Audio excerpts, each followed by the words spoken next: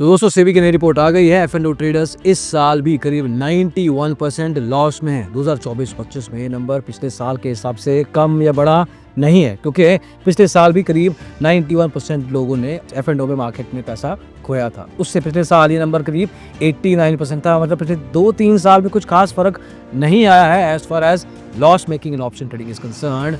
इस साल का total loss is around 1.05 lakh crore rupees. जी हाँ, जो पिछले साल करीब 74,000 करोड़ ही था। मतलब the amount of loss making has also increased. लेकिन सेबी ने पिछले 6 महीनों के अंदर 20 नवंबर 2024 से लेके 1 अप्रैल 2025 के बीच में कुछ नए एक्शंस भी लेके आए, कुछ नए रूल्स इंप्लीमेंट किए, जिसे अपेरेंटली उनके पर्सपेक्टिव के हिसाब से ऑप्शन ट्रेडिंग में रिटेल ट्रेडर्स का लॉस थोड़ा सा कम होना चाहिए था। चाहे वो नंबर ऑफ एक्सपायरीज को कम करना हो या कॉन्ट्रैक्ट साइज को बढ़ा देना हो, कुछ स्पेसिफिक स्ट्रेटजी पे कंप्लीटली बैन लगा देना हो। मतलब कुछ ऐसी चीजें की थी उनके पर्सपेक्टिव के हिसाब से जो कि रिटेल ट्रेडर्स के हित में थी। लेकिन जो नंबर्स कह रहे हैं वो कुछ और कहानी बयां कर रहे हैं। नंबर्स का कहना यही है कि कुछ कहानी में फर्क नहीं आया है। मतलब रीजन शायद कुछ और ही है जहां पे आज की तारीख में नजर नहीं जा रही है। इस वीडियो में समझने की कोशिश करेंगे कि सेबी की रिपोर्ट आखिर कहती क्या है, प्रीमियम टर्नओवर में क्या इंक्रीज आया, कितने तरह के ट्रेडर्स मार्केट में है, कितना पैसा वो लगाते हैं, कितने पैसा खोते हैं, कितना कुछ लोग हैं ऐसे शायद जो पैसा रिलेटिवली कम नुकसान करते हैं, वो कौन सा सेगमेंट है, और क्या वो चीजें हैं जो कि सेबी आज की तारीख में भी समझ नहीं पा रहा या उस तरफ देखने की कोशिश नहीं कर रहा जो कि शायद उसके सामने पड़ी है। Let's get started. तो दोस्तों सेबी के बहुत सारे कामों में से एक काम वो बहुत अच्छा करते हैं, reporting in terms of the research they do. चाहे वो कोई ऑर्डर निकालना हो, कोई पेनल्टी करनी हो, या इस तरह का रिसर्च जिसमें कोई स्पेसिफिक सेगमेंट का अंदर जाके इन डेप्थ जाके रिसर्च करते हैं, फिगर आउट करते हैं कि किन किन एलिमेंट्स को इंक्लूड करना चाहिए उनके रिसर्च में, और उसके बेसिस पे क्या एक ऑब्जेक्टिव कंक्लूजन निकालने की कोशिश की जाए। अब ये वीडियो में जो हम डेटा की बात करेंगे वो उन सब सीरियस ऑप्शन ट्रेडर्स के लिए जरूरी है जो कि मार्केट में सच में थोड़ा बहुत देखते हैं अपने आप को in long term consistently making money, if not at the initial stage of their lives. अब ये वीडियो उन सीरियस ट्रेडर्स को ज्यादा अपील करेगा जो ऑप्शन सेगमेंट में या F&O में पिछले कुछ समय से हैं, ट्राई कर रहे हैं अपनी स्ट्रेटजीज के साथ, ट्राइंग, शायद आज लॉस में है लेकिन पैसा नहीं बना पा रहे। डेटा क्या कहता है, क्या उनका डेटा और सेबी का डेटा मैच खाता है? क्योंकि हर एक ऑप्शन ट्रेडर्स को अपना P&L तो पता ही होता है।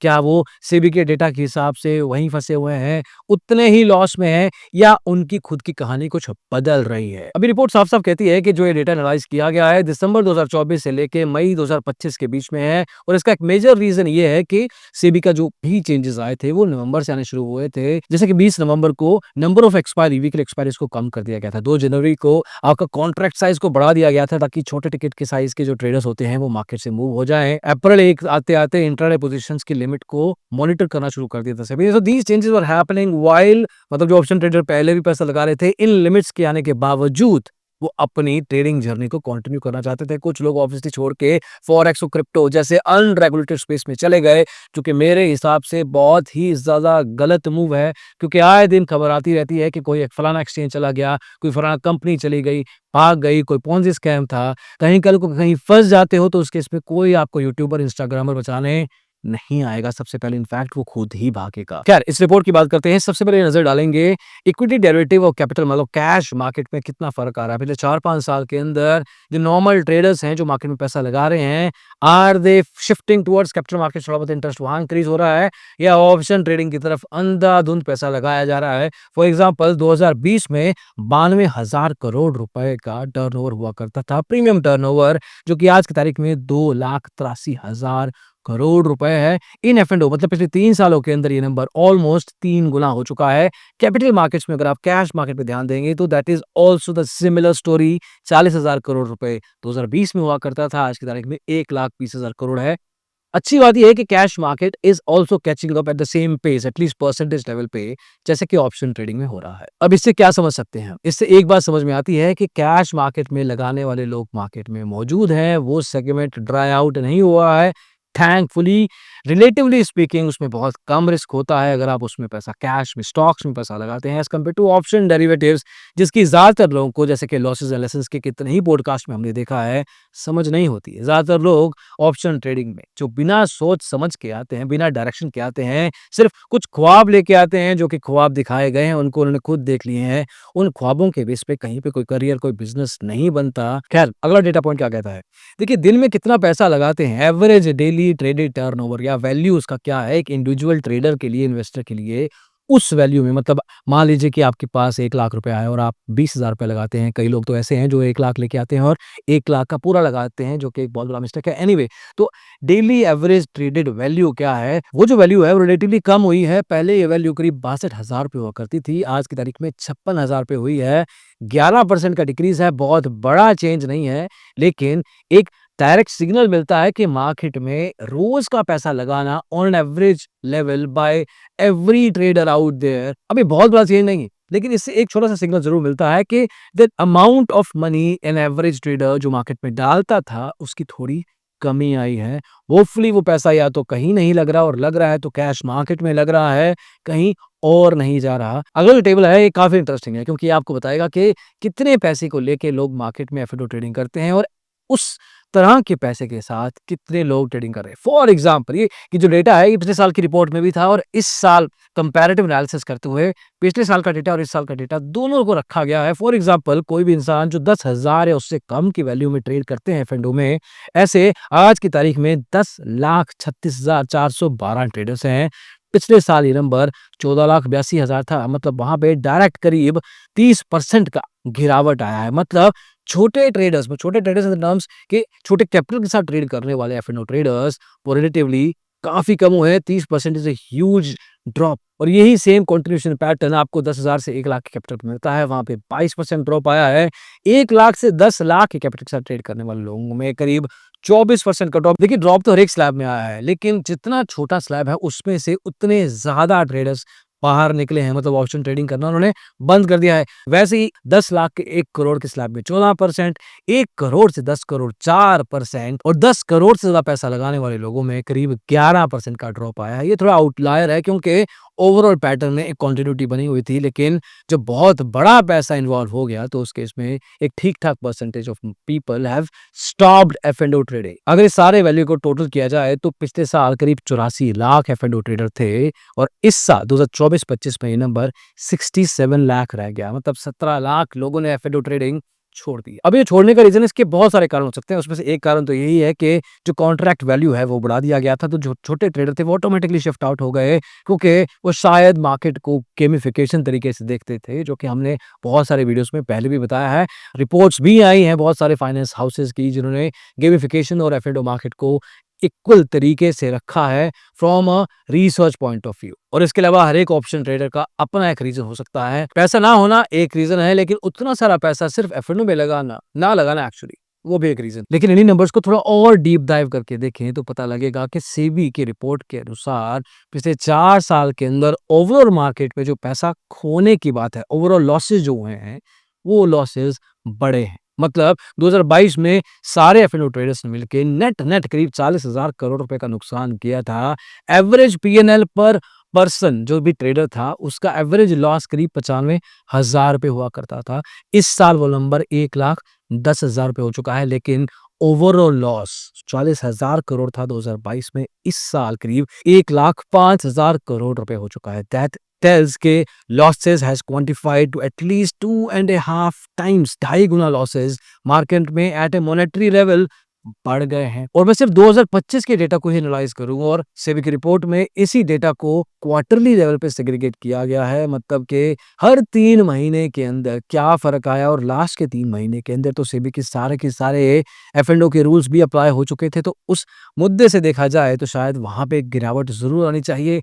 लॉस मेकिंग ट्रेडर्स में नंबर ऑफ ट्रेडर्स तो कम हुए हैं, क्योंकि अगर आप ध्यान से देखेंगे तो पहले क्वार्टर में ओवरऑल नेट लॉस 21,000 करोड़ था, 61 लाख लोगों ने एफएनओ में ट्रेडिंग किया। क्वार्टर 4 आते आते ये वैल्यू 24,000 करोड़ के लॉस पे पहुंच गई। मतलब लॉस थोड़ा सा बड़ा ही था, लेकिन ओवरऑल एफएनओ ट्रेडर्स का जो नंबर था वो करीब 42 लाख था। मतलब पिछले 1 साल के अंदर ही 20 लाख लोगों ने एफ&ओ में ट्रेडिंग रिलेटिवली कम की है ऑन अ क्वार्टरली लेवल। अब देखो यहाँ पे इस रिपोर्ट में ये भी लिखा है कि सिर्फ एफ&ओ रूल्स में जो चेंजेस किए गए हैं, उसको एट्रिब्यूट करना सही नहीं है, क्योंकि बहुत सारे फैक्टर्स हैं मार्केट में जो कि एफ&ओ को प्रॉफिट या लॉस का एक सेगमेंट बनाते हैं। अब देखिए, जेन स्ट्रीट जैसा एक सेगमेंट है, पूरे एफ&ओ ट्रेडिंग में सारे इंडिविजुअल ट्रेडर्स का नुकसान कितना था? 1 करोड़ 5 लाख। जेन स्ट्रीट ने उसी साल कितना पैसा बनाया? 36,000 करोड़। मतलब करीब 33% पैसा ओवरऑल लॉसेस का जेन स्ट्रीट ने इंडिया की एफ&ओ मार्केट से कमाया है। ये इंडिया का ही पैसा है, मतलब ये 1.05 लाख करोड़ में से ही निकला हुआ है। अगर ऐसी 2-4 कंपनियां और चल रही हैं तो मतलब कि इंडिया का सारा का सारा पैसा इंडिया में तो नहीं है, बाहर ही जा रहा है। ऐसा नहीं है कि 91% एफ&ओ ट्रेडर्स लॉस में है, तो 9% जो प्रॉफिटेबल हैं उन लोगों ने 1 करोड़ 5 लाख रुपए कमाया है। ऐसा बिल्कुल भी नहीं है। It is nowhere close to the reality. In fact उनका एवरेज प्रॉफिट रिलेटिवली बहुत कम होता है। फॉर एग्जांपल अगर मैं 2022 की बात करूं तो उस समय 11% लोग एफ&ओ में प्रॉफिट में थे और उनका एवरेज प्रॉफिट वाज 1.5 लाख रुपए। हम 1.5 लाख की बात कर रहे हैं और उधर 1.05 लाख करोड़ की बात कर रहे हैं। तो don't assume and expect and calculate कि 9% लोग इतना सारा पैसा कमाते हैं। क्या मैं 9% में आ गया तो मेरी तो चांदी हो जाएगी, बहुत सारा पैसा, ड्रीम लाइफ, हमेशा के लिए रिटायरमेंट ले लूंगा। ये सब कुछ नहीं होता है जो भी सपने आपको दिखाए जाते हैं। किसी भी बिजनेस की तरह एफ&ओ भी एक बिजनेस है। उतना टाइम लेता है, उतना पैसा लेता है, उतनी नॉलेज, स्किल सब कुछ लेता है। अगर आपके पास ये सब नहीं है और सिर्फ ड्रीम है, तो ड्रीम एक गुब्बारा है जो फटेगा तो सिर्फ हवा निकलेगी, कुछ भी नहीं, शायद धुआं भी निकल सकता है इस केस में। अब इतने बड़े नंबर्स को देख के सेबी आई होप के नए रूल्स ना ले आए। ऐसा ना हो कि 4, 5, 10 रूल और लगा दिए, रिटेल ट्रेडर ये नहीं कर सकता, वो नहीं कर सकता, इसमें ये कर देंगे, जिसके चक्कर में रिटेल ट्रेडर जो कि ऑलरेडी परेशान है, जो प्रॉफिट बना पा रहा है, वो और परेशान होगा। The major thing I strongly think that SEBI has to do and must do is about awareness, about education, जो कि आपने रिपोर्ट निकाल दिया है। आपको कैसे पता? सबको पता लग गया है। आपको कैसे पता कि आपका अंग्रेजी में आने वाला पॉपअप सब कुछ समझ में आ रहा है? आपको कैसे पता कि जो 1 करोड़ 5 लाख रुपए लोगों ने खोए हैं, जो कि Q4 आते आते 42 लाख लोगों ने खोए हैं, उन लोगों में से कितने लोग सच में पढ़े लिखे हैं, सच में अवेयर हैं?